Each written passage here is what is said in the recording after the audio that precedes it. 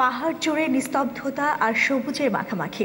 সিলেটের জাফলং পাহাড়ের এই সৌন্দর্যের মুগ্ধ করে ভ্রমণ বিলাসীদের, কিন্তু দুর্বল অবকাঠামোর কারণে শত বছরের পুরনো এই পর্যটন স্পটে দিন দিনই কমছে ভ্রমণ পিপাসুদের আনাগোনা। আকাশের সাথে পাহাড়ের মিতালি, মেঘের ভেসে বেড়ানো আর নদীর স্বচ্ছ জলে পাথর কুড়ানো।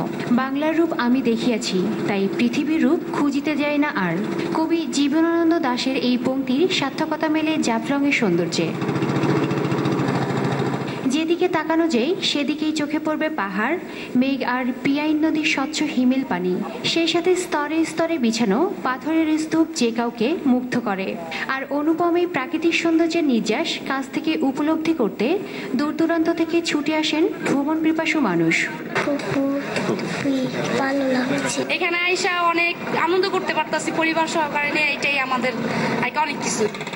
সীমান্তের ওপারে ইন্ডিয়ান পাহাড় টিলা, ডাউকি পাহাড় থেকে অবিরাম ধারায় ঝর্ণার দৃশ্য, ঝুলন্ত ডাউকি ব্রিজ আর উঁচু পাহাড়ের গহীন অরণ্য চোখে পড়ার মতো।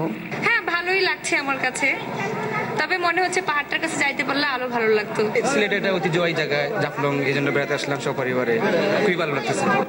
তবে অবকাঠামোর দিক দিয়ে অনেক পিছিয়ে সিলেটের এই জাফলং।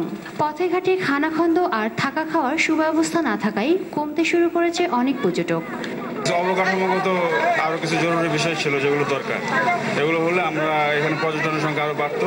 জাহারো খার খাইয়া আইলাম, দুলাবালি খাইয়া আইলাম। এত বছর পরে আসার পরেও রাস্তাঘাট খুব খারাপ। নানা সমস্যার পরও জলকন্যা জাফলংকে দেখতে ছুটে আসেন দেশি বিদেশি পর্যটকদের পাশাপাশি প্রকৃতিপ্রেমীরাও। তবে যাতায়াত ব্যবস্থা সহ পর্যটক কেন্দ্রের সেবার মান বাড়ানো গেলে এ সংখ্যা আরও বাড়বে বলে মনে করেন স্থানীয়রা। Desk report, channel 24। দেশ 24 শেষ করা।